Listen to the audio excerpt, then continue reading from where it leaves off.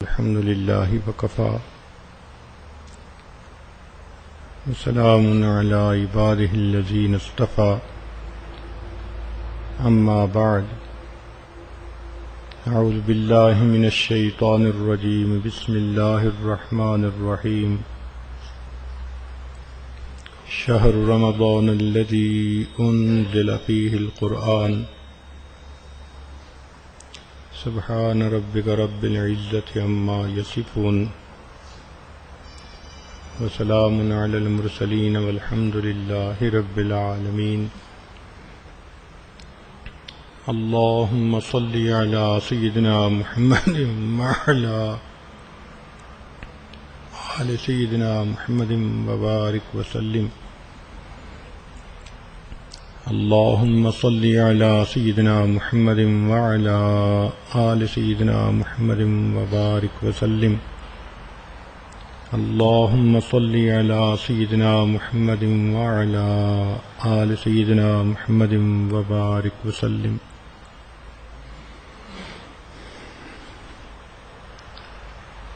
اللہ رب العزت نے جب فرشتوں کو حکم فرمایا اسجدوا لآدم کہ آدم علیہ السلام کی طرف سجدہ کرو تو سب فرشتے سجدے میں چلے گئے الا ابلیس، سوائے ابلیس کے۔ اللہ رب العزت نے اس سے پوچھا ما منعک الا تسجد، کہ اے ابلیس تو نے سجدہ کیوں نہیں کیا؟ تو اس نے اپنی غلطی مان لینے کی بجائے آگے سے جسٹیفیکیشن پیش کی، کہنے لگا انا خیر منہ، میں ان سے زیادہ بہتر ہوں، خلقتنی من نار و خلقتہ من طین، اسے آپ نے مٹی سے بنایا اور مجھے آپ نے آگ سے پیدا کیا۔ اس پر اللہ رب العزت کو جلال آیا، ارشاد فرمایا فخرج منہا فإنک رجیم، نکل جا یہاں میرے دربار سے، تو مردود ہے۔ اس پر شیطان نے یہ کہا کہ اللہ، آدم علیہ السلام کی وجہ سے مجھے آپ نے دربار سے نکال دیا، میں اب ان کی اولادوں کو بہکاؤں گا، ورغلاؤں گا، وَلَا تَجِدُ أَكْثَرَهُمْ شَاكِرِينَ، آپ دیکھیں گے کہ ان میں سے اکثر آپ کے ناشکرے ہوں گے۔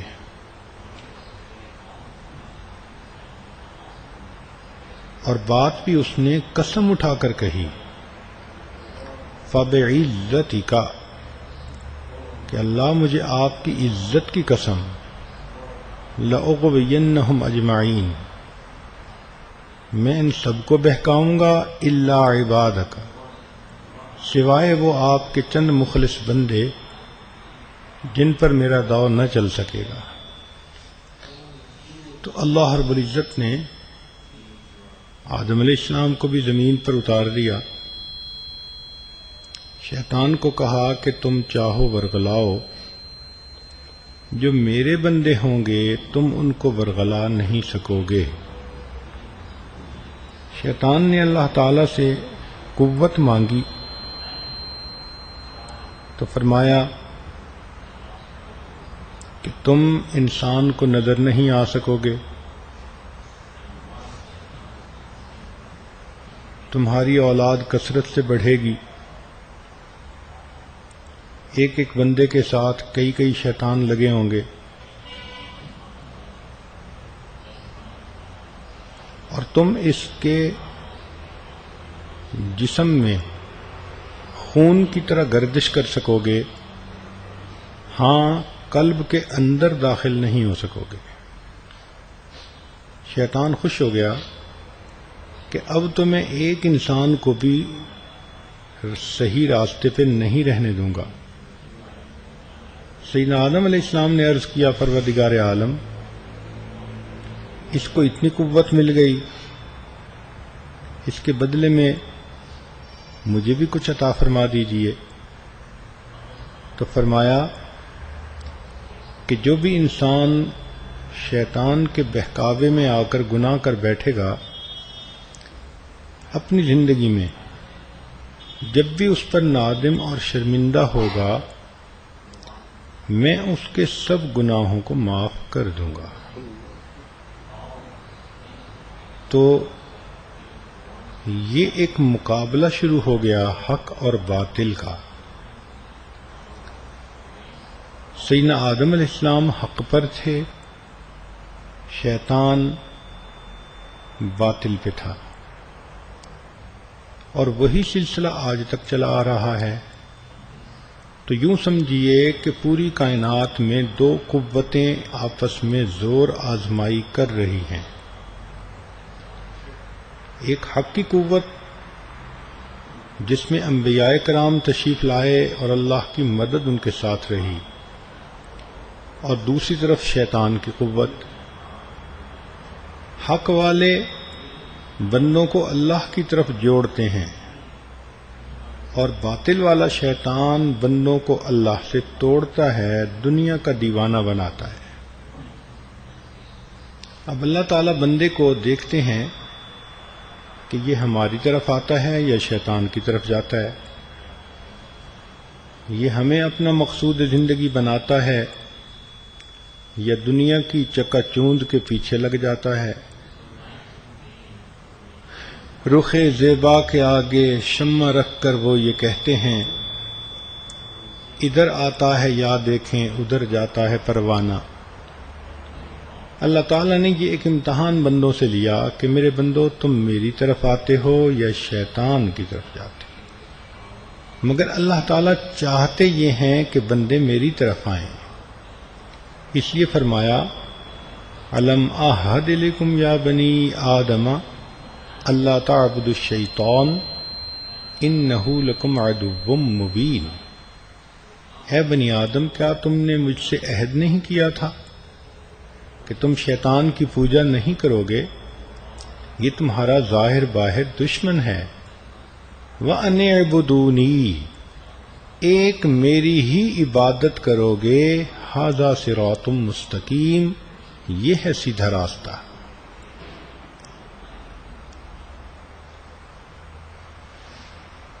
تو اب ہمارے لیے مقصود زندگی اللہ رب العزت کی رضا ہے، لیکن بندے بشر ہیں، ہمارے اندر نفس ہے جس کی خباثت کبھی غالب آ جاتی ہے اور وہ ہم سے گناہ کا ارتکاب کروا لیتا ہے۔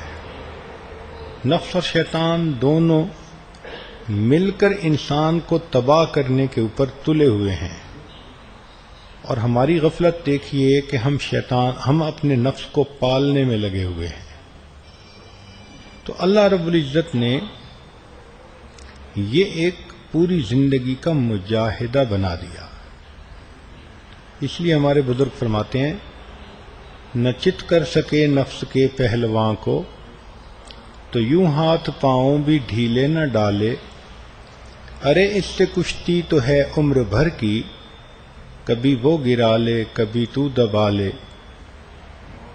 جو ناکام ہوتا رہے عمر بھر بھی، بہر طور کوشش تو عاشق نہ چھوڑے۔ یہ رشتہ محبت کا قائم ہی رکھے، جو 100 بار ٹوٹے تو 100 بار جوڑے۔ کہ اگر شیطان ہمیں گراتا رہا تو ہم بھی اس کو گرانے کی کوشش کریں۔ کبھی نفس نے ہمیں دبایا، کبھی ہم نفس کو دبا لیں۔ اور اگر کوئی کہے کہ جی میں نے تو نفس کو کبھی نہیں دبایا، ہمیشہ اس نے ہی مجھے دبایا، تو فرماتے ہیں کہ بھائی اللہ سے یہ محبت کا رشتہ تو قائم ہی رکھنا ہے۔ اگر اس کو نفس اور شیطان 100 دفعہ گناہوں کے ذریعے توڑتے ہیں تو ہم پھر توبہ کے ذریعے اس کو جوڑ لیں۔ تو ہم نے اللہ کے راستے پر چلنا ہے اور توبہ کے ذریعے اپنے گناہوں کو بخشوانا ہے۔ ایک عام دستور ہے کہ جب کسی کے عزیز دوست کو کوئی دشمن حملہ کرے اور تکلیف پہنچائے تو وہ اپنے دوست کی مدد کرتا ہے۔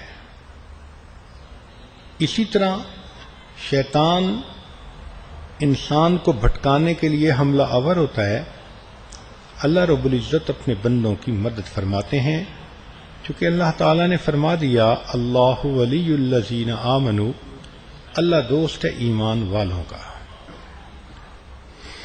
چنانچہ اللہ رب العزت نے مہربانی فرمائی، امت محمدیہ کو اللہ رب العزت نے رمضان کا مہینہ عطا فرمایا۔ یہ مہینہ دینے کا مقصد ہی یہی تھا کہ بندے اپنے گناہوں سے معافی مانگ سکیں اور اپنی خطاؤں کو بخشوا کر ایک نئی زندگی کا آغاز کر سکیں۔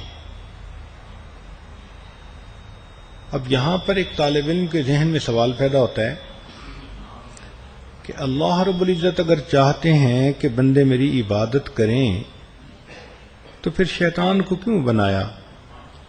نہ یہ بدبخت ہوتا، نہ ہمیں مصیبت پڑی ہوتی، ہم یکسوئی کے ساتھ اللہ کی عبادت کر رہے ہوتے۔ اس نے ہمارے لیے مصیبت کر دی ہوئی ہے۔ تو علماء نے اس کا بھی جواب لکھا۔ اس کو سمجھنے کے لیے پہلے ایک مثال سمجھیے کہ ماں کو اپنے بیٹے سے محبت ہوتی ہے، بیٹا کسی دوست کے ساتھ لگ کر بگڑ جائے تو ماں کبھی بھی اپنے بیٹے کو الزام نہیں دیتی، بلکہ اس کے برے دوست کو مورد الزام ٹھہراتی ہے، کہتی ہے میرا بیٹا تو اچھا تھا، بس اس کے دوست نے اسے خراب کر دیا۔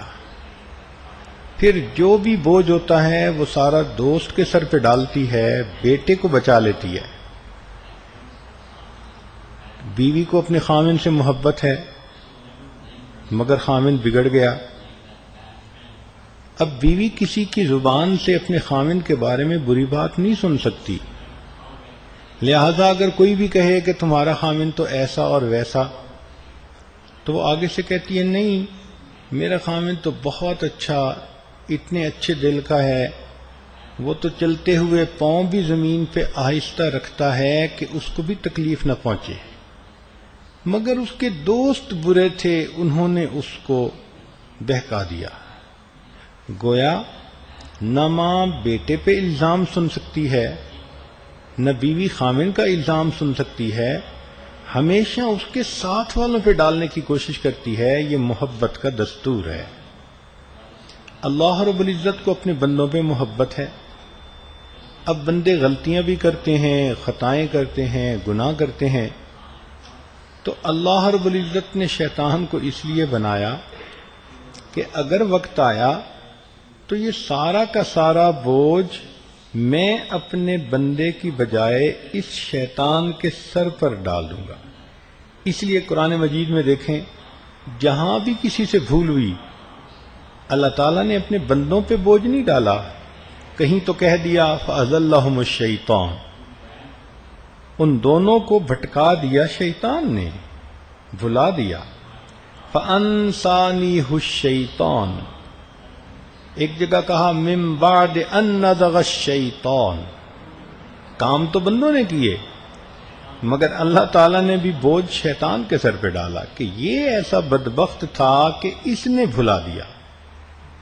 تو بندے کے لیے دیکھو کتنی آسانی ہو گئی کہ اگر اللہ سے معافی مانگے تو ایک راستہ نکل آیا کہ اللہ میں تو تیرا بندہ ہوں، تیرا کلمہ پڑھ چکا ہوں، تیرے حکموں والی زندگی گزارنا چاہتا ہوں، یہ نفس اور شیطان مجھے کبھی کبھی اوور پاور کر لیتے ہیں اور خطا کرواتے ہیں، کر تو بیٹھتا ہوں مگر میں پھر اس پر پچھتاتا ہوں، میں نادم ہوتا ہوں، میں شرمندہ ہوتا ہوں، میرے مولا میں نافرمانی تو نہیں کرنا چاہتا۔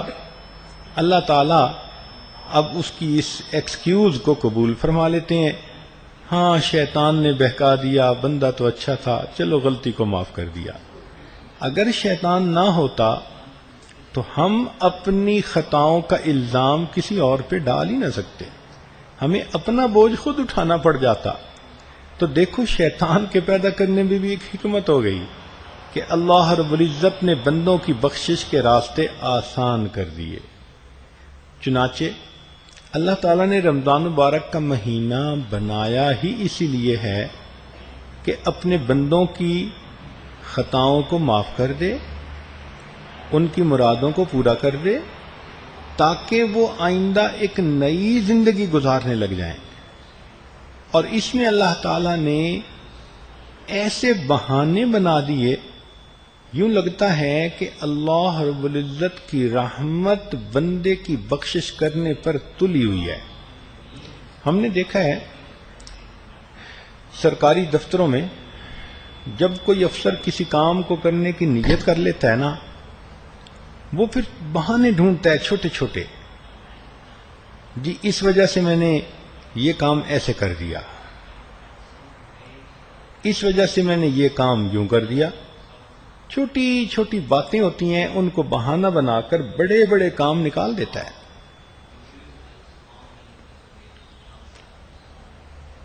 تو اللہ رب العزت نے بھی رمضان مبارک کا جو مہینہ بنایا تو اس میں 12 ایسی اللہ تعالیٰ نے باتیں رکھ دیں کہ جن کو وجہ بنا کر بندے کے گناہوں کی بخشش کو کرنا آسان کر دیا۔ ذرا ان 12 وجوہات کو غور سے سنیں اور پھر آپ کو اندازہ ہو جائے گا کہ واقعی رمضان کا مہینہ تو بنا ہی بخشش کے لیے ہے۔ اس لیے اس کو شہر الغفران کہتے ہیں کہ رمضان شہر الغفران ہے، بخشش کا مہینہ۔ اللہ تعالیٰ نے بخشش کے تمام اسباب بنا دیے۔ یہ بات کرتے ہوئے مجھے ایک لطیفہ یاد آ رہا ہے۔ ایک دیہاتی میلہ دیکھنے گیا تھا، بیچارے کی جیب کٹ گئی، واپس آیا تو بیوی نے پوچھا کہ میلے میں کیا دیکھا؟ کہنے لگا میلے میں کیا دیکھنا تھا، بس لوگوں نے میری جیب کاٹنے کا پکھنڈ بنایا ہوا تھا، یعنی میری جیب کاٹنے کا ایک ہیلا بنایا تھا میلے کو۔ تو بالکل یوں نظر آتا ہے کہ اللہ رب العزت نے بندوں کی بخشش کرنے کا ایک ہیلا بنا دیا، اپنے بندوں کو رمضان عطا فرما دیا۔ اب دیکھیے، سب سے پہلی بات تو یہ ہوئی کہ رمضان مبارک کے آنے سے پہلے اللہ تعالیٰ جبریل علیہ السلام کو بھیجتے ہیں کہ جاؤ اور جتنے سرکش شیاطین ہیں ان کو قید کر دو تاکہ یہ میرے بندوں کے روزوں کو خراب نہ کر سکیں۔ اب دیکھو، جیسے دو بندے لڑ رہے ہو نا، اور اپنے دوست کی کوئی مدد کرنا چاہے تو وہ مخالف کو پکڑتا ہے اور دوست کو کہتا ہے دو اس کے لگا دو، یعنی پکڑ کے مرواتا ہے۔ تو اللہ رب العزت نے بھی شیطان کو باندھ کے مروایا کہ اس کو تو قید کروا دیا فرشتوں کو بھیج کر، اور بندے کو کہا کہ لو بھائی، اب ہم تمہیں 30 دن دیتے ہیں، ان 30 دنوں میں تم جتنا کچھ مانگ سکتے ہو ہم سے مانگو، ہم تمہارے دامن کو بھر دیں گے۔ کتنی اللہ رب العزت کی یہ رحمت ہوئی کہ شیطان کی طاقت قوت کو ایک طرف ہٹا دیا، اور مومن کو اللہ نے 1 دن بھی نہیں، 2 دن بھی نہیں، پورے 30 دن عطا فرمائے، تاکہ بندہ اس میں تسلی کے ساتھ ایک ایک گناہ کو بخشوا سکے اور اپنی ایک ایک تمنا کو اپنے رب سے مانگ سکے۔ اسی لیے آپ دیکھیں گی کہ جو عورتیں بقیہ سال میں نماز میں سستی کرتی ہیں، رمضان المبارک میں ان کو بھی نماز پڑھنے کے لیے آسانی ہوتی ہے، تلاوت کرنی آسان ہو جاتی ہے۔ تو نیکی میں جو آسانی محسوس ہوتی ہے نا، اس کی بنیادی وجہ شیطانی قوت کا نہ ہونا۔ اگر رمضان میں بھی کوئی رکاوٹ ہوتی ہے تو وہ ہمارے اپنے نفس کی وجہ سے ہوتی ہے، کیونکہ کئی دفعہ نفس ہی ایسا خبیث بن جاتا ہے کہ یہ شیطان کا وکیل بنتا ہے۔ تو آج رمضان میں اگر آپ کوئی سستی دیکھیں تو فوراً سمجھیں کہ یہ میرے اپنے نفس کا ہے معاملہ، شیطان کو تو باندھ دیا گیا۔ لہذا رمضان کے مہینے میں مومن کے لیے اللہ رب العزت نے نیکی کو کرنا آسان کر دیا. کرنی تھی مغفرت تو بہانے بنا دیے، کرنی تھی مغفرت تو بہانے بنا دیے، جنت میں مومنوں کے ٹھکانے بنا دیے. حدیث پاک میں آتا ہے کہ رمضان شریف کے آنے سے پہلے جنت کو خوشبوؤں کی دھونی دی جاتی ہے، صاف ستھرا کر دیا جاتا ہے. جنتی مخلوق فرشتے سے پوچھتی ہے کہ یہ کیا ہو رہا ہے؟ تو کہا جاتا ہے کہ اللہ تعالیٰ نے امت محمدیہ صلی اللہ علیہ وسلم کے روزے داروں کے لیے جنت کو کھول دیا، لہذا اب ان کو جنت کے گھر عطا کر دیے جائیں گے. تو دیکھو یہ انتظام پہلے سے، جیسے کالونی بنتی ہے تو اس کی الاٹمنٹ کی ڈیٹ آ جاتی ہے تو لوگوں کو ان کے گھر الاٹ کر دیے جاتے ہیں. اسی طرح اللہ تعالیٰ نے رمضان المبارک میں جنت کی کالونی کو، یہ جو گلستان کالونی تھی، اس کی الاٹمنٹ کے لیے تیاریاں مکمل کر دی. لہذا جو بندہ بھی اللہ سے دعا مانگے گا اللہ تعالیٰ اس کو جنت میں گھر عطا فرمائیں گے. نبی علیہ الصلوۃ والسلام نے ارشاد فرمایا تم یہ دعا مانگو، اللہم انی اسألک الجنہ واعوذ بک من النار، اے اللہ میں جنت طلب کرتی ہوں اور اے اللہ میں جہنم سے پناہ مانگتی ہوں. اگر عربی الفاظ یاد نہیں آتے تو آپ اپنی زبان میں جنت مانگ لیجئے، جہنم سے پناہ مانگیے. مقصود تو اللہ تعالیٰ سے یہ دعا مانگنا ہے. تو دیکھو پہلا عذر تو یہ ہوا، وجہ کہ اللہ نے شیطان کو ہی قید کر دیا. مومن کو موقع دیا کہ لو بھائی تم جتنی نیکیاں کرنا چاہتے ہو کر لو اور مجھ سے جتنا کچھ مانگنا چاہتے ہو مانگ لو، تاکہ یہ شیطان تمہارے عملوں کو خراب نہ کر سکے. دوسرا عمل یہ ہوا کہ اللہ رب العزت نے مومن کے اعمال کا اجر بڑھا دیا. فرمایا کہ رمضان مبارک میں تم نفل پڑھو گے تو غیر رمضان میں جیسے فرض کوئی ادا کرتا ہے اس کے برابر اجر دیں گے، اور اگر فرض ادا کرو گے تو 70 فرض ادا کرنے کے برابر اجر ملے گا. تو اللہ رب العزت نے مومن کے اعمال کا ریٹ بھی بڑھا دیا تاکہ تھوڑے عملوں پر زیادہ اجر ملے.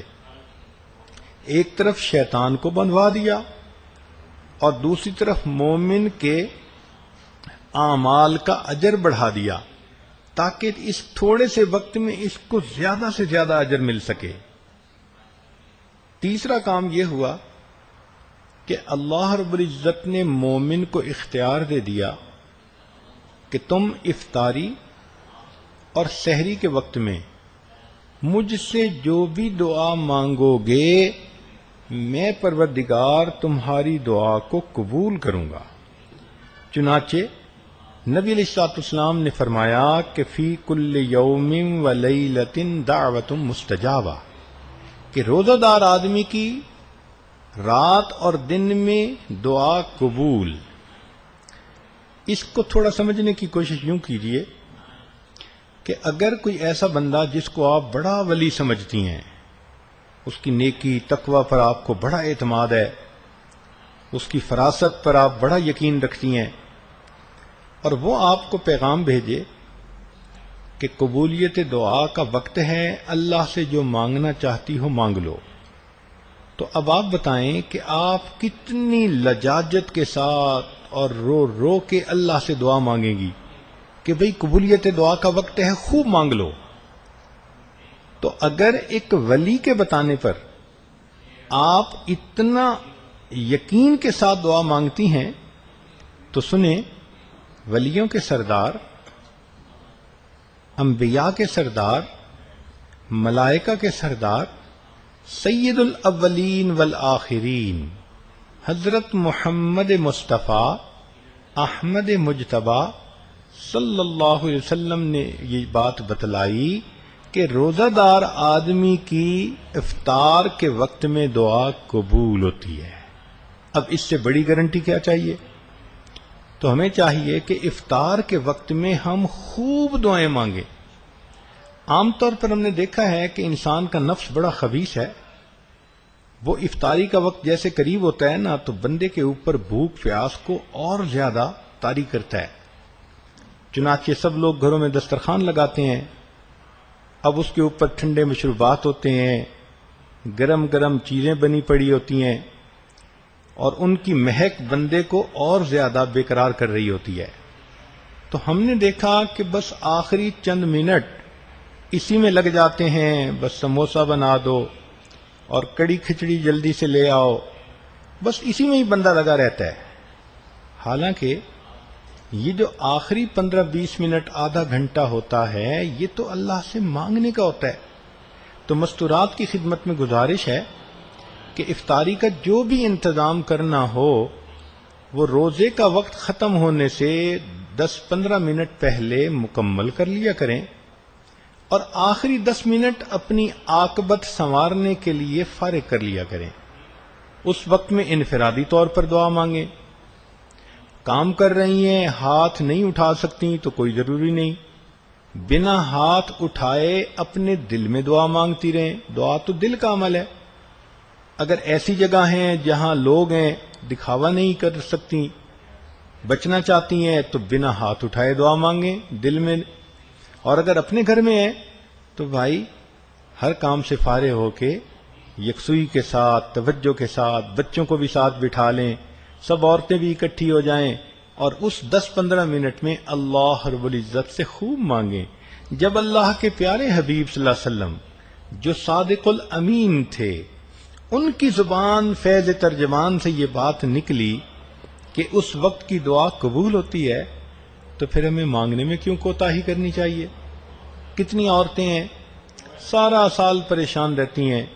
کوئی کہتی ہے میرا بیٹا بگڑ گیا، کہتی ہے میرا خامند بگڑ گیا، کوئی کہتا ہے اتنی محنت کرتا ہے خامند کاروبار ہی نہیں چلتا، کوئی کہتی ہے کہ بچے بیمار ہو گئے، میں بیمار ہو گئی، یہ مصیبت وہ مصیبت. کسی کو بیٹے ہونے کی جو ہے بڑی خواہش ہوتی ہے کہ اولاد نہیں ہوتی. تو اب ان تمام باتوں کے شکوے بجائے مخلوق کے سامنے کرنے کے کتنا اچھا ہو کہ ہم اپنے اللہ سے بیٹھ کر کریں، اس لیے کہ کام تو اسی نے سنوارنے ہیں. اور جب نبی علیہ السلام نے تصدیق کر دی کہ دعا قبول ہوتی ہے تو بھئی مانگنے میں کیوں کمی کریں؟ خوب مانگیں اور دل کھول کے مانگیں. جتنا مانگیں اللہ عطا فرمائیں گے. ٹوٹے رشتے وہ جوڑ دیتا ہے، بات رب پہ جو چھوڑ دیتا ہے، اس کے فضل و کرم کا کیا کہنا، لاکھ مانگو کروڑ دیتا ہے.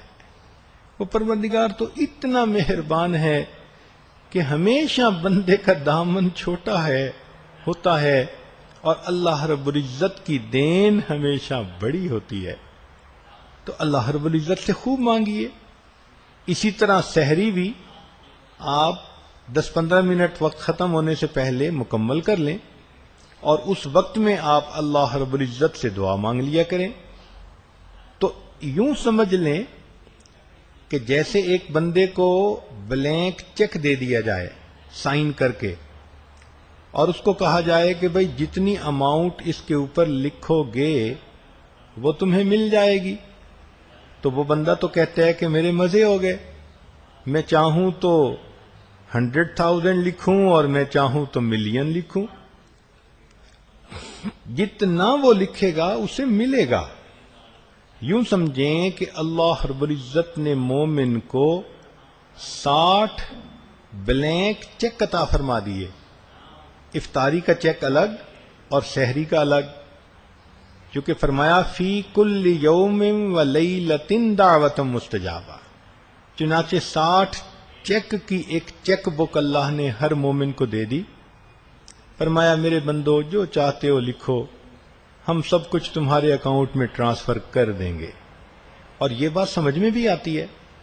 دیکھیں لوگوں نے اپنے گھر میں کام کروانا ہوتا ہے نا، جیسے بجلی کی کوئی چیز خراب ہو گئی تو کہتے ہیں جی الیکٹریشین کو بلا کے لاؤ. الیکٹریشین آتا ہے، تو وہ پھر طے کرتے ہیں اس کے ساتھ کہ بھئی تم ایک دن ہمارا کام کرو گے اور اس کے بدلے ہم آپ کو اتنا پے کریں گے. چنانچہ الیکٹریشین کام کرتا ہے اور شام کو پھر اس کی مزدوری اس کو دے دی جاتی ہے. لیکن جو امیر لوگ ہوتے ہیں نا، وہ پہلے طے نہیں کرتے. وہ کہتے ہیں جی الیکٹریشین کو بلاؤ، کام کر دے، ہم اس کو دے دیں گے جو مانگے گا. کیا مانگ لے گا؟ تو جب امیروں کا یہ رویہ، تو اللہ رب العزت کا معاملہ اس سے بھی اونچا. اللہ رب العزت نے بھی فرمایا کہ میرے بندو، تم صبح سے لے کے شام تک روزہ رکھو، میرے لیے مزدوری کرو، اور جب شام کا وقت آئے گا ہم تمہیں منہ بولی مزدوری عطا کر دیں گے. یہ جو ہے نا کہ دعا قبول ہوتی ہے، اس کو دوسرے لفظوں میں ہم یوں بھی کہہ سکتے ہیں کہ اللہ رب العزت بندے کو منہ بولی مزدوری دیتے ہیں. جو مانگو ہم تمہیں دیں گے، اور یقیناً وہ دعا قبول ہوتی ہے. اب ذرا ایک نقطہ سمجھنے کی کوشش فرمائیں کہ اگر بندہ کسی کو گھر میں مزدور لائے، شام کو اس کا وقت ختم ہو، تو شریعت کا حکم ہے کہ اس کے پسینے کے خشک ہونے سے پہلے اس کو مزدوری دے دو. تو جو پروردگار ہم بندوں کو یوں حکم دیتا ہے کہ پسینہ خشک ہونے سے پہلے اس کو مزدوری دے دو، تو جو بندے اللہ رب العزت کی مزدوری کریں گے اور سارا دن روزے رکھیں گے اور مزدوری کا وقت ختم ہونے کے وقت، افطار کے وقت دعا مانگیں گے، تو کیا اللہ تعالیٰ مزدوری دینے میں دیر لگائیں گے؟ یقیناً اسی وقت دعا قبول ہوتی ہے. تو یہ وقت ہمارے لیے بڑا خاص ہے. جتنا چاہیں اللہ سے مانگیں، اللہ نے کوئی لمٹ نہیں رکھی. لہذا یہ افطاری کا وقت ہمارے لیے رحمت کا وقت ہے. ہاں، دعا مانگیں، جیسے مانگنے کا طریقہ ہوتا ہے. کئی لوگ دعا مانگتے ہیں جیسے اللہ کے ذمے کام لگا رہے ہوں. یہ لوگ آتے ہیں نا جیسے انڈسٹریلسٹ، کارخانے دار، تو وہ فور مین کے ذمے یہ کام لگا دیا، سپروائزر کے ذمے یہ کام لگا دیا، مکینک کے ذمے یہ کام لگا دیا. اسی طرح بعض لوگ دعا بھی اسی طرح مانگتے ہیں، اللہ میری بیٹی کو بیٹا دے دے، میرے بیٹے کا کاروبار اچھا ہو جائے، اور میرے چھوٹے بیٹے کے لیے رشتہ مل جائے، اور فلاں کی بیماری ٹھیک ہو جائے. وہ اس طرح سے دعا مانگ رہی ہوتی ہیں جیسے معاذ اللہ اللہ کے ذمے کوئی کام لگا رہی ہوتی ہیں.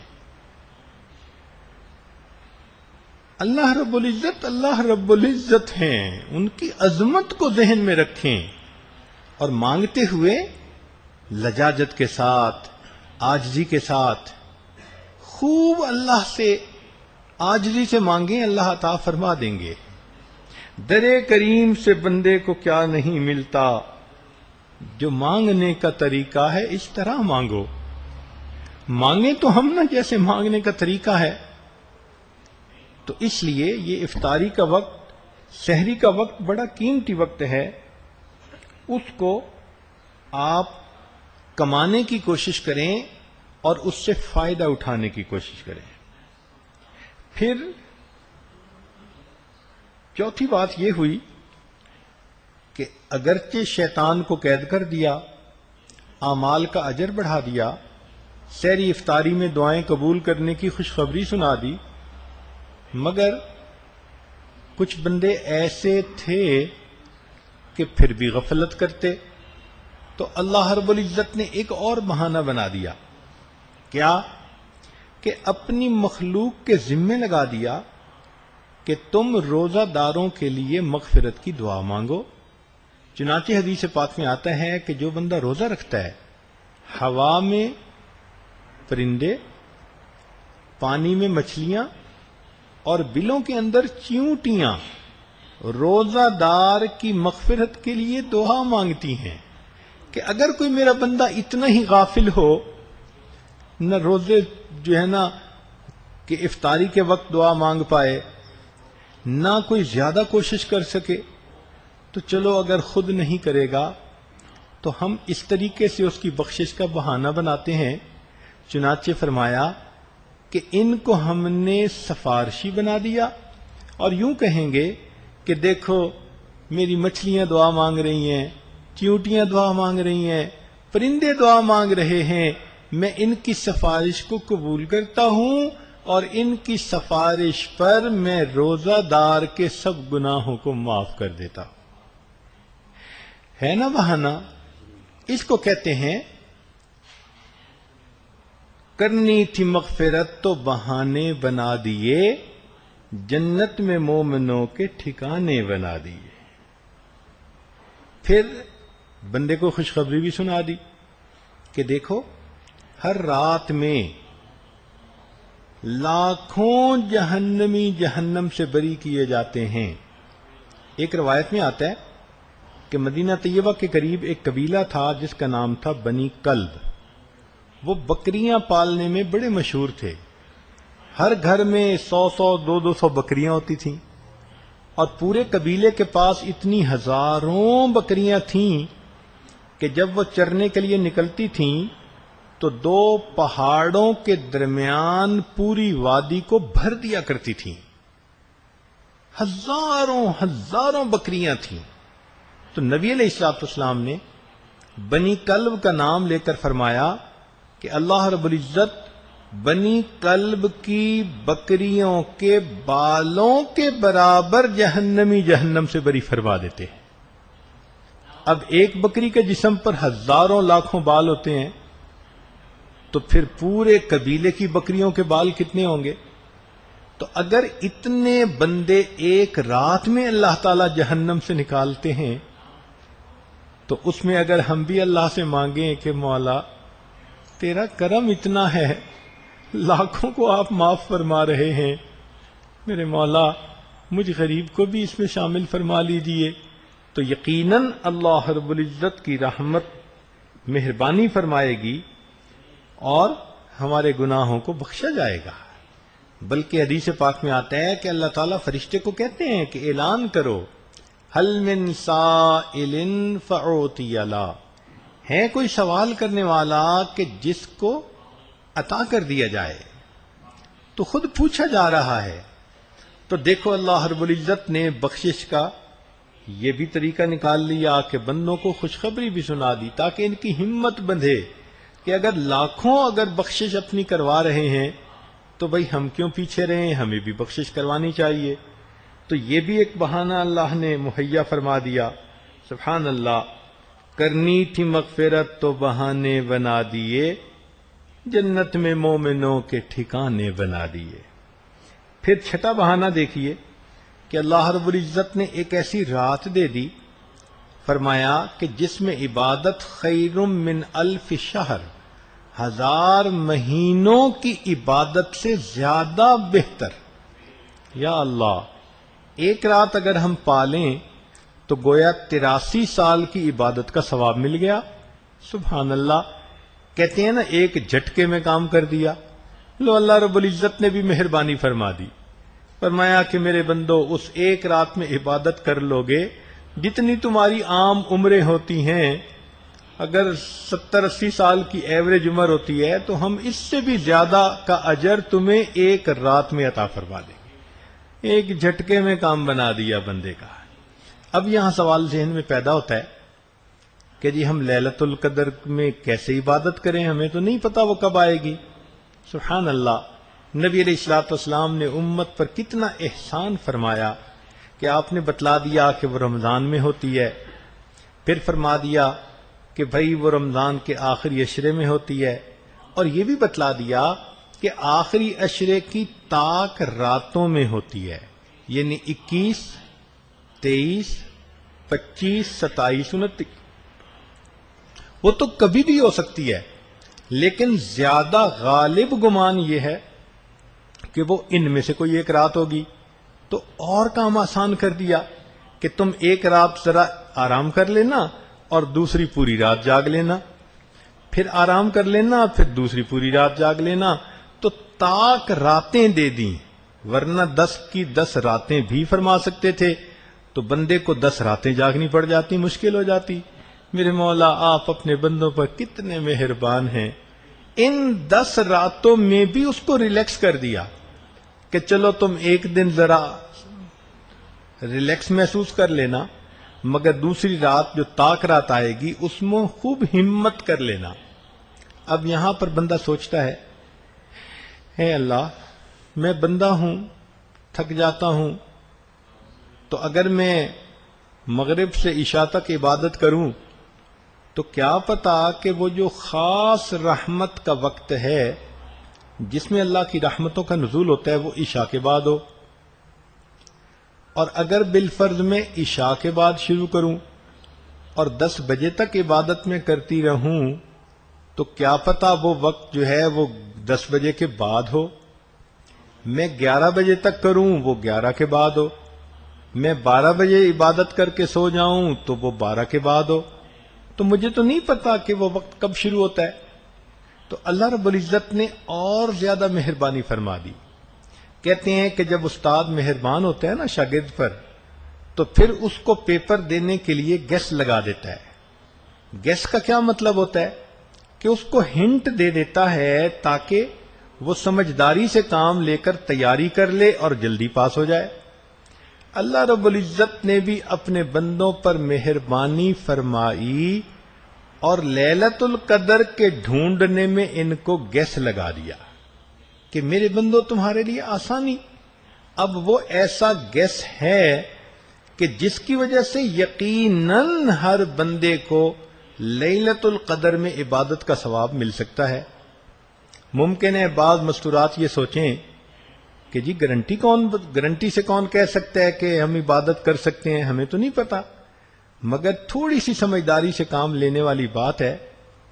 انسان یقیناً لیلۃ القدر کا اجر پا سکتا ہے، اور یہ نکتہ آپ کی خدمت میں بھی پیش کرتے ہیں کیا کہ رات کو جب اللہ کی وہ خاص رحمتیں نازل ہوتی ہیں جس کو قرآن مجید نے کہا کہ تنزل الملائکۃ والروح، ملائکہ جبریل علیہ السلام نازل ہوتے ہیں، زمین پہ جھنڈے گاڑتے ہیں اور دعا مانگنے والوں کی دعاؤں پر آمین کہتے ہیں، بعض کے ساتھ مصافحہ کرتے ہیں، خاص رحمتوں کا نزول ہوتا ہے۔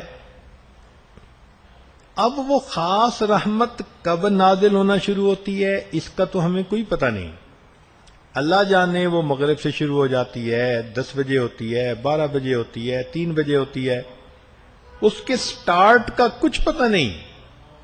ہاں اتنا ضرور ہے کہ اللہ رب العزت نے یہ بات کنفرم کر دی، میرے بندو وہ رات کو جب بھی رحمتیں نازل ہونا شروع ہوتی ہیں ہی حتی مطلع الفجر، وہ رحمتیں مطلع فجر کے ہونے تک سلامت رہتی ہیں۔ تو یہ گیس لگا دیا کیا کہ دیکھو میرے بندو جب بھی وہ رحمتیں نازل ہونی شروع ہوں گی، جب سحری کا وقت ختم ہوتا ہے اس وقت تک وہ رہیں گی۔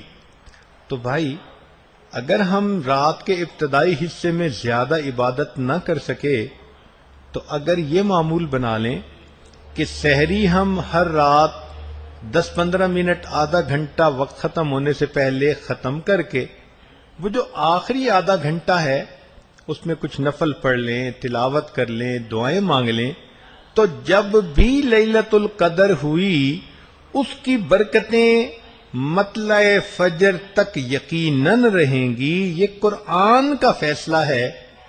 اگر ہم نے رمضان کی ہر رات میں وہ آخری آدھے گھنٹے میں عبادت کر لی، ہم یقین سے کہہ سکتے ہیں اپنے دل میں کہ انشاءاللہ ہمیں لیلۃ القدر میں عبادت کا اللہ ثواب عطا فرما دیں گے۔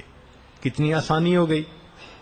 اللہ رب العزت نے بہانہ بنا دیا، کہنے کو لیلۃ القدر ڈھونڈنی ہوتی ہے، بتا تو دیا خود ہی کہ جب بھی وہ رحمتیں نازل ہوں گی یا حتی مطلع الفجر، وہ سحری کا وقت ختم ہونے تک رہیں گی۔ تو چلو بھائی اگر ابتدائی حصے میں زیادہ عبادت نہ کر سکے تو آخری حصے میں سے ہی عبادت کو تو ثواب مل جائے گا نا۔ تو کتنی آسانی اللہ رب العزت نے کر دی۔ بس یوں ہی لگتا ہے کہ کرنی تھی مغفرت تو بہانے بنا دیے، جنت میں مومنوں کے ٹھکانے بنا دیے۔ اللہ رب العزت نے کوئی کسر ہی نہیں چھوڑی بندے کے بخشش کرنے میں۔ اور دیکھیے ساتواں بہانہ کہ کچھ لوگ ہوتے ہیں وہ پہلے تو وقت کا خیال نہیں کرتے، جب وقت تھوڑا رہ جاتا ہے نا پھر ان کو خیال آتا ہے۔ مثلا ایئرپورٹ پر پہنچنا ہے 11 بجے تو 9 بجے 8 بجے لوگ بڑے ریلیکس رہیں گے، اور جب آدھا گھنٹہ باقی رہ جائے گا نا پھر بھاگی دوڑی شروع ہو جائے گی، جلدی کرو، یہ اٹھاؤ، وہ کرو، فلاں کرو، پہنچنا ہے۔ یعنی جیسے جیسے وقت کم ہوتا ہے نا تو پھر وہ لوگ ذرا زیادہ سیریس ہو جاتے ہیں۔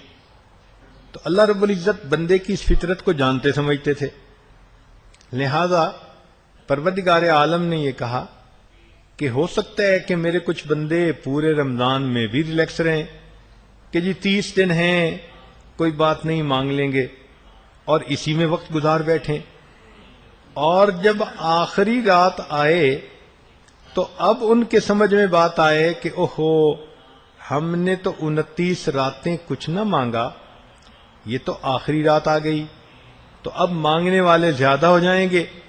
تو اللہ رب العزت نے ایک عجیب مہربانی فرمائی۔ دیکھیں اگر جو خوشخبری دی تھی کہ بھئی اتنے لاکھ یعنی 10 لاکھ یا اتنے لاکھ بندے جہنم سے بری کیے جاتے ہیں، اگر اتنے ہی ہوتے اور آخری رات میں ساری امت مانگنے والی ہوتی تو کوٹا تو تھوڑا ہوتا، مانگنے والے زیادہ ہوتے۔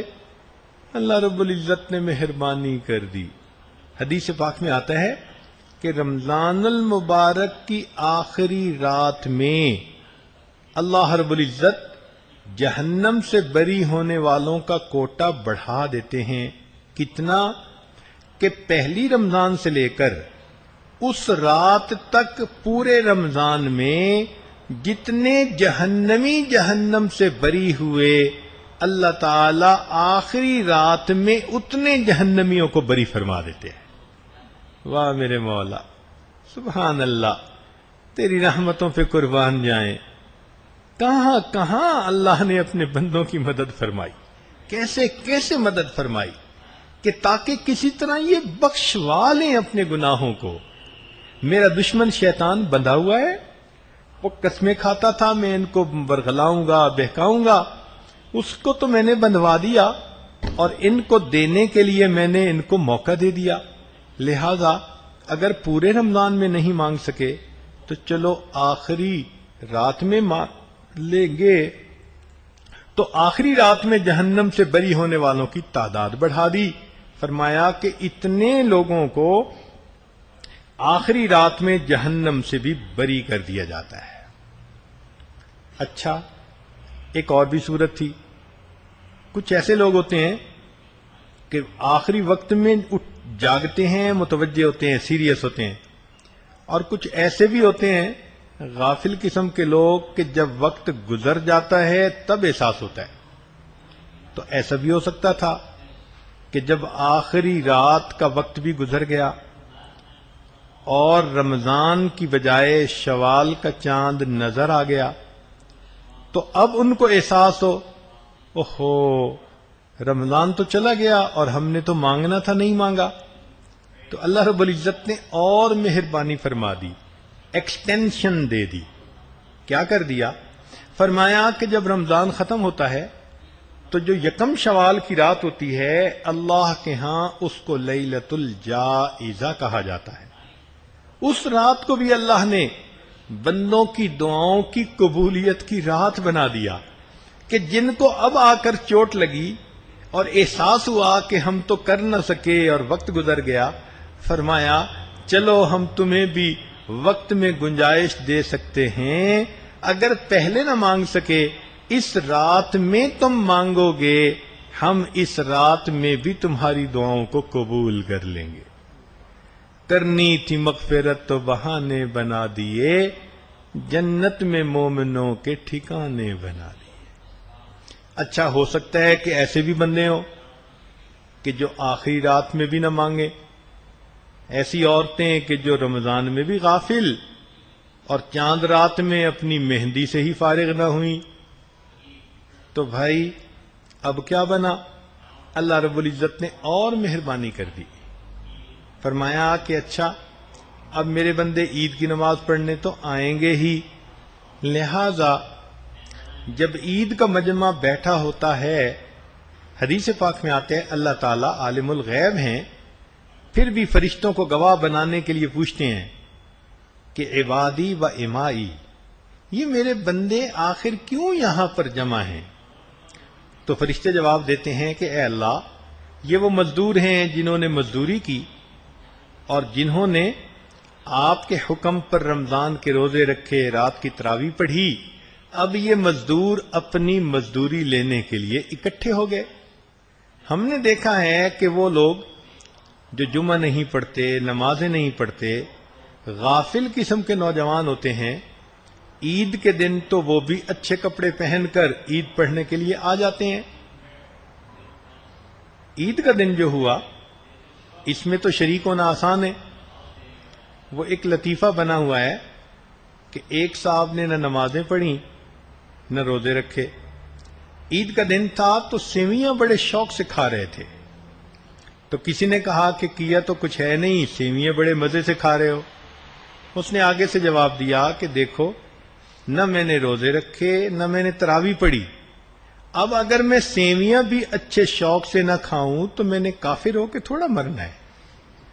تو وہی والی بات ہو گئی کہ کچھ لوگ عید کے دن تو پھر عید کے لیے آ ہی جاتے ہیں، اللہ رب العزت نے عید کے اس مجمع کے لیے بھی مغفرت کا انتظام کر دیا۔ حدیث پاک میں آتا ہے کہ جب فرشتے کہتے ہیں کہ اے اللہ، یہ وہ مزدور ہیں جو مزدوری لینے کے لیے آپ کی خدمت میں حاضر ہوئے، تو اللہ رب العزت فرماتے ہیں فَبِعِزَّتِي وَجَلَالِي، مجھے اپنی عزت کی قسم، مجھے اپنے جلال کی قسم، جو مجھ سے یہ مانگیں گے میں آخرت کے بارے میں ان کو عطا کر دوں گا، دنیا کے بارے میں ان کی مصلحت کا خیال کروں گا۔ فَبِعِزَّتِي وَجَلَالِي لا اخزیکم ولا افضحکم بین اصحاب الحدود، میرے بندو تم میرے در پر آ کر جھکتے رہو گے، میں تمہیں کافروں اور فاسقوں کے سامنے کبھی بھی رسوا نہیں ہونے دوں گا۔ اللہ اکبر کبیرہ۔ اللہ تعالیٰ کا وعدہ ہے یوم لا یخزی اللہ النبی والذین آمنوا معہ، سبحان اللہ، قیامت کے دن اللہ تعالیٰ ایمان والوں کو شرمندہ نہیں ہونے دیں گے۔ تو دیکھو اللہ تعالیٰ نے بخشش کا یہ بہانہ بھی بنا دیا، کرنی تھی مغفرت تو بہانے بنا دیے، جنت میں مومنوں کے ٹھکانے بنا دیے۔ فرمایا جاتا ہے کہ میرے بندوں سے کہہ دو بخشے بخشائے چلے جاؤ، تم مجھ سے راضی میں پروردگار تم سے راضی۔ تو دیکھو کیسا مہینہ اللہ نے بنا دیا کہ جس میں بالآخر آ کر سلو کر لی۔ یہ ایسا ہی ہے کہ جیسے دو بندے روٹھے ہوئے ہو نا، تو کوئی ان کو بڑا سمجھائے تو مجلس کے اختتام پہ کہتے ہیں اچھا مجھے گلے مل کے دکھاؤ کہ تمہاری آپس میں سلو ہو گئی، تو دونوں بھائیوں کو گلے ملوا دیتا ہے۔ بالکل اسی طرح بندہ بچھڑا ہوا تھا اپنے پروردگار سے، اب روزے رکھوا کر بہانے بنا دیے، عید کی نماز پڑھنے کے لیے آئے، فرمایا میرے بندو تم آ گئے ہو، اچھا تمہارا آنا اس بات کی علامت تم مجھ سے راضی اور میں پروردگار تم سے راضی۔ اللہ اکبر کبیرہ۔ پھر اس میں ایک مزے کی بات اور سن لیجئے کہ جتنے اعمال انسان کرتا ہے فرشتے نام اعمال میں اس کا اجر لکھ دیتے ہیں، مگر روزے کو اللہ رب العزت نے ایک ایسا عمل بنایا کہ فرمایا الصوم لی وانا اجزی بہ، روزہ میرے لیے ہے اور روزے کا بدلہ بھی میرے ہی ذمہ ہے۔ چنانچہ حدیث پاک میں آتا ہے کہ قیامت کے دن بندہ جب اللہ کے حضور پہنچے گا تو اس کا اجر اللہ تعالی خود دیں گے، اور جب کوئی دیتا ہے تو یقیناً اپنے مقام کے مناسب عطا کرتا ہے۔ تو اللہ رب العزت جب دیں گے تو پھر اللہ کی دین بھی تو اللہ کی شان کے مطابق ہوگی نا۔ اللہ اکبر کبیرہ۔ کہ میرے بندو ہو سکتا ہے تم نہ مانگ سکے ہو جو تمہیں مانگنا چاہیے، تو جو تمہاری کسر رہ گئی ہوگی میں پروردگار تو جانتا ہوں نا، جب اجر ہی میں نے دینا ہے تو میں تمہاری سب کمی کوتاہیوں کو خود ہی پورا کر دوں گا. یہ جو فرمایا نا وَأَنَا أَجْزِي بِهِ، بدلہ میرے ذمہ ہے، مفہوم یہ ہے اس کے کہنے کا کہ تمہاری کمی کوتاہیوں کو بندوں میں خود ہی پورا کر دوں گا. کرنی تھی مغفرت تو بہانے بنا دیے، جنت میں مومنوں کے ٹھکانے بنا دیے. اس لیے حدیث پاک میں آتا ہے کہ الصوم جنہ، روزہ ڈھال ہے. ڈھال شیلڈ کو کہتے ہیں جس سے انسان کسی چیز سے اپنے آپ کو پروٹیکٹ کر لیتا ہے. اب یہ نہیں کہا کہ روزہ کس چیز کے بارے میں ڈھال ہے، فقط کہہ دیا کہ روزہ ڈھال ہے. کس کے لیے؟ آگے معاملہ کھلا رکھا. اچھے روزے رکھو گے پریشانیوں سے ڈھال بنا دیں گے، دنیا کی بیماریوں سے ڈھال بنا دیں گے، اور دنیا کی مصیبتوں سے ڈھال بنا دیں گے. تمہارے لیے نفس اور شیطان کے حملوں سے بچاؤ کے لیے ڈھال بنا دیں گے. تمہارے لیے ہم جہنم میں جانے سے ڈھال بنا دیں گے، اور اپنے غصے سے بچنے کے لیے اس روزے کو ہم ڈھال بنا دیں گے. سبحان اللہ، کیسی عبادت ہے کہ جس عبادت پر انسان ہر چیز سے جو اس کو تکلیف دے سکتی ہے اپنے آپ کو بچا سکتا ہے. پھر اگلی بات دیکھیے، 12ویں بات کہ اللہ رب العزت نے روزے داروں کے لیے ایک خاص معاملہ کیا. اب اس بات کو سمجھنے کے لیے آپ پہلے ایک مثال سن لیجئے. ایک ملک میں مجھے جانے کا موقع ملا. ایئرپورٹ پہ جب اترے تو پاسپورٹ کنٹرول پر پہنچ کر میں نے دیکھا کہ کچھ لوگ تو لائنیں بنا کر کھڑے ہیں پاسپورٹ چیک کروانے کے لیے، لیکن کچھ لوگ آ رہے ہیں اور ان کے لیے ایک اسپیشل کاؤنٹر ہے جہاں سے وہ سیدھا اندر ہی جا رہے ہیں. کوئی چیک کرنے والا نہیں، کوئی دیکھنے والا نہیں، کوئی پوچھنے والا نہیں. تو بڑی حیرت ہوئی. تو میں نے کسی ذمہ دار سے پوچھا کہ یہ کیا معاملہ؟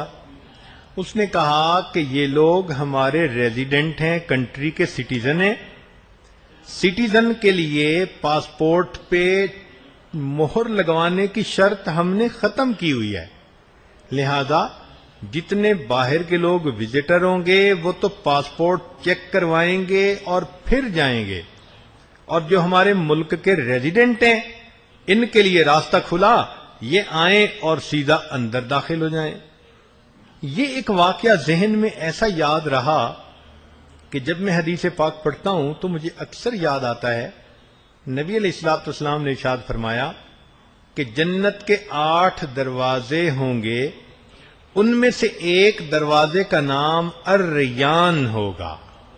یہ دروازہ روزے داروں کے لیے مخصوص ہوگا. جو لوگ اچھے طریقے سے دنیا میں روزے رکھیں گے جب وہ جنت کے دروازے پر پہنچیں گے بلا روک ٹوک اس دروازے سے وہ جنت میں داخل ہو جائیں گے. اللہ اکبر کبیرہ. اللہ کی رحمتیں دیکھیے، واقعی جیسے کوئی کہتے ہیں نا جی حد کر دی. یوں لگتا ہے کہ اللہ رب العزت کی رحمت نے بخشش کی انتہا کر دی. اب تو کوئی تھوڑی سی بھی ہمت کرنے والا ہو اور اللہ سے تھوڑا سا بھی مانگے تو اللہ تعالیٰ یقیناً اس کی بھی بخشش کر سکتے ہیں، اس کی بھی بخشش ہو جائے گی. اس کے الطاف تو ہیں عام شہیدی سب پر، تجھ سے کیا ضد تھی اگر تو کسی قابل ہوتا. تو ہم اس وقت کو غنیمت سمجھتے ہوئے اللہ رب العزت سے جو ہے مانگیں اور اپنے آپ کو بخشوائیں. اب یہاں پر آخری نقطہ جو یہ عاجز پیش کرنا چاہتا ہے وہ یہ کہ ماں کو اپنے بیٹے سے فطری محبت ہوتی ہے. اگر کوئی بندہ اس کے بیٹے کو برا کہے تو ماں برداشت نہیں کر سکتی، اور اگر بیٹے کو بد دعا دے تو ماں وہ تو شیرنی کی طرح اس پر جھپٹتی ہے، کہتی ہے تو ہے کون میرے بیٹے کو بد دعا دینے والا.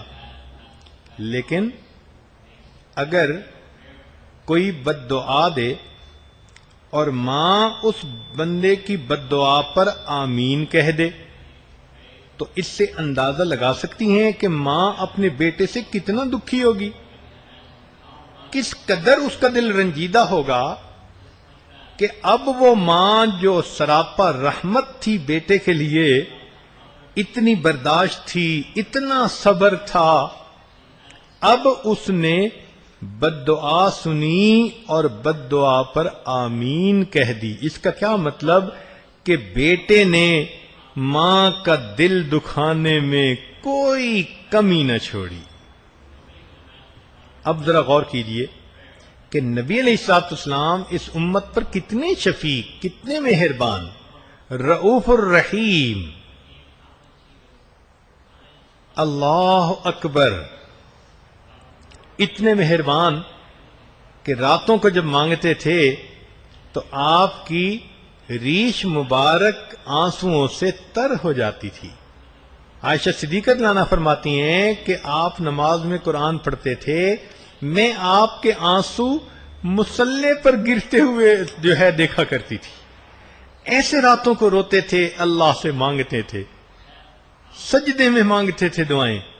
جو اتنے مہربان، اتنے کریم، ماں سے بھی زیادہ، باپ سے بھی زیادہ، تو وہ تو کبھی بھی نہیں چاہیں گے کہ میرا ایک بھی امتی جہنم میں جائے۔ تو سوچئے کہ ایک مرتبہ جبریل علیہ السلام آئے اور انہوں نے آ کر بد دعا دی، برباد ہو جائے وہ شخص جس نے رمضان کا مہینہ پایا اور اس نے اپنی بخشش نہ کروائی، اور اس بد دعا کو سن کر اللہ رب العزت کے پیارے حبیب صلی اللہ علیہ وسلم نے آمین کہا۔ اب سوچئے کہ جو رمضان میں اپنی بخشش نہ کروائے، گویا وہ اس قدر محروم شخص ہے، اس قدر وہ اللہ سے دور شخص ہے کہ پھر ایسے بندے کی بدبختی میں کیا شبہ ہو سکتا ہے۔ اس کے لیے جبریل علیہ السلام نے بد دعا کی اور اللہ کے پیارے حبیب صلی اللہ علیہ وسلم نے اس پر آمین کہہ دی۔ تو اب ہمارے لیے دو راستے، یا تو رو دھو کے اللہ سے اپنی بخشش کروا لیں تو رمضان کے بعد ہمارے لیے عید آئے گی، اور اگر غفلت ہی میں پڑے رہے، گناہوں پہ جمے رہے اور بخشش نہ ہوئی تو پھر رمضان کے بعد ہمارے لیے وعید آئے گی۔ اس وعید سے بچنے کے لیے اللہ ہمارے اپنے ہی گناہ کوئی تھوڑے ہیں کہ نبی علیہ الصلوۃ والسلام کی بد دعا میں ہم آ جائیں۔ ہمیں بچا لینا، مہربانی فرما دینا اور ہمارے گناہوں کی اللہ بخشش فرما دینا۔ تو یوں محسوس ہوتا ہے کہ اللہ رب العزت نے اپنے ایمان والے بندوں کو بخشنے کے لیے انتہا کر دی اور اس مہینے کا نام رمضان رکھ دیا۔ کتنی اللہ کی رحمت ہے، اللہ نے اس رحمت کے مہینے میں آج ہمیں یہ موقع پھر عطا فرما دیا، یہ گولڈن چانس اللہ نے پھر ہمیں دے دیا۔ اس لیے نبی علیہ السلام اس مہینے کا انتظار فرماتے تھے، دعائیں مانگتے تھے، اللہم بارک لنا فی رجب و شعبان و بلغنا رمضان، اللہ ہمیں رمضان تک پہنچا دینا۔ اللہ نے اپنی رحمت سے ہمیں پہنچا دیا۔ تو یوں محسوس ہوتا ہے کہ اللہ رب العزت بخشش کا ارادہ فرما چکے ہیں، بس ہمیں اللہ کے سامنے درخواست پیش کرنی ہے دعا کے ذریعے سے، عبادات کے ذریعے سے۔ لہذا ان دنوں کو غنیمت سمجھ کر اپنے آپ کو بخشوا لیجئے، اپنی نیک مرادوں کو پورا کروا لیجئے۔ اللہ رب العزت تو بخشنے کے لیے تیار ہیں۔ بالکل یہی مثال ہے، ایک ماں کا بیٹا کسی برے دوست کے ساتھ چلا جائے اور وہ دوست اس کو اغوا کر کے لے جائے، ماں اس بچے کے انتظار میں ہوتی ہے، دعائیں مانگتی ہے، اللہ میرے بچے کو واپس پہنچا دینا، وہ اس برے دوست سے جان چھڑا کے واپس آ جائے، انتظار میں ہوتی ہے، دروازے کو دیکھ رہی ہوتی ہے کان آواز کی طرف لگے ہوتے ہیں کہ دروازہ کوئی کھٹکھٹائے، میں بیٹے کے لیے دروازہ کھولوں۔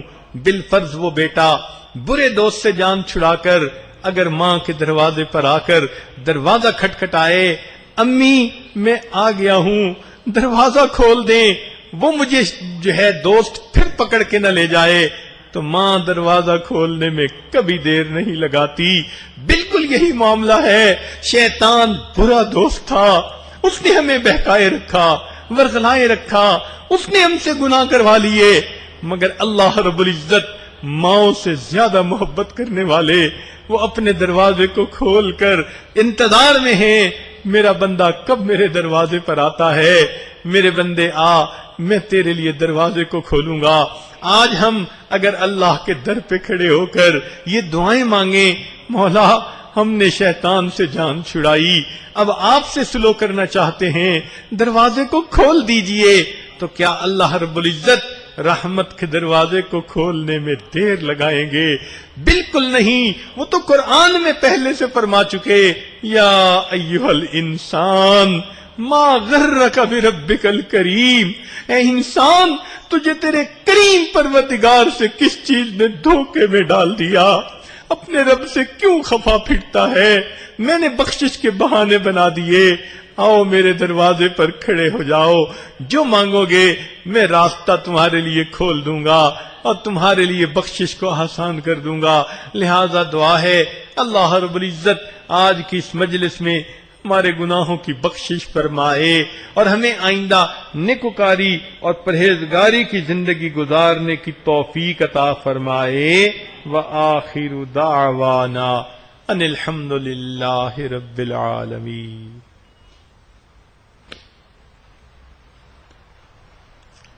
تھوڑی دیر کے لیے مراقبہ کر لیجئے، آنکھوں کو بند کر لیجئے، سر کو جھکا لیجئے، دنیا اور جو کچھ دنیا میں ہے اس سے ہٹ کٹ کے اللہ رب العزت کی یاد میں ڈوب جائیے۔ انسان جب اپنے اندر جھانکتا ہے اسے اپنی اصل تصویر نظر آتی ہے۔ اپنے من کے دریچے کو کھولیے، اپنی اصل تصویر کو دیکھیے۔ بناؤں گا اپنے نفس سرکش کو اب تو یا رب غلام تیرا، میں چھوڑ کر کاروبار سارے کروں گا ہر وقت کام تیرا، کیا کروں گا بس اب الہی ذکر ہی صبح و شام تیرا، جماؤں گا دل میں یاد تیری رٹوں گا ہر وقت نام تیرا، ہر دم کروں گا اے میرے باری اللہ اللہ اللہ اللہ اللہ اللہ اللہ اللہ، رہا میں دن رات غفلتوں میں اب بس یوں ہی زندگی گزاری، رہا میں دن رات غفلتوں میں اب بس یوں ہی زندگی گزاری، کیا نہ کچھ کام آخرت کا کٹی گناہوں میں عمر ساری، بہت دنوں میں نے سرکشی کی مگر ہے اب سخت شرم ساری، میں سر جھکاتا ہوں میرے مولا، میں توبہ کرتا ہوں میرے باری، ہر دم کروں گا اے میرے باری اللہ اللہ اللہ اللہ اللہ اللہ اللہ اللہ۔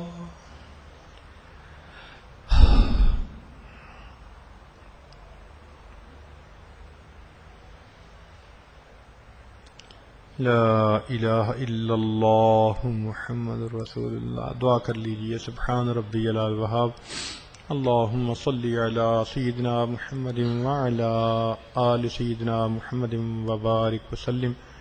ربنا ظلمنا انفسنا وان لم تغفر لنا وترحمنا لنكونن من الخاسرین۔ اے مالک، ہم آپ کے عاجز مسکین بندے ہیں، ہمارے گناہوں کو معاف فرما، خطاؤں سے درگزر فرما، عیبوں کی پردہ پوشی فرما۔ اللہ ہماری نگاہوں کو پاک فرما، دلوں کو صاف فرما، سینوں کو اپنی محبت سے لبریز فرما۔ اے رب کریم، ہمارے والدین عزیز، اقارب، مشائخ جو فوت ہو چکے ان کی مغفرت فرما، جن کی آپ نے مغفرت کر دی قرب کے اعلیٰ درجات عطا فرما۔ اے اللہ ہمارے بھائی شاہ نواز رحمۃ اللہ علیہ کی بخشش فرما، ان کو اپنے قرب کے اعلیٰ درجات عطا فرما۔ اللہ ان کو اپنے مقبول بندوں میں شامل فرما، ان کی قبر کو جنت کا باغ بنا۔ میرے مولا اپنی رحمت کا معاملہ فرما، اے اللہ خیر کا معاملہ فرما۔ رب کریم، ہم اس رمضان میں ہیں، آئندہ کے بارے میں ہمیں بھی معلوم نہیں۔ رب کریم ہماری بھی آپ بخشش فرما دیجئے، ہمارے ساتھ رحمت کا معاملہ فرما دیجئے، نیک مرادوں کو پورا کر دیجئے۔ رب کریم، جو مانگا وہ بھی عطا فرما، جو مانگنا چاہیے تھا نہیں مانگ سکے ہمیں وہ بھی عطا فرما۔ ربنا تقبل منا انک انت السمیع العلیم، تب علینا انک انت التواب الرحیم۔ صلی اللہ تعالی علی حبیبہ سیدنا محمد وآلہ واصحابہ اجمعین برحمتک یا ارحم الراحمین۔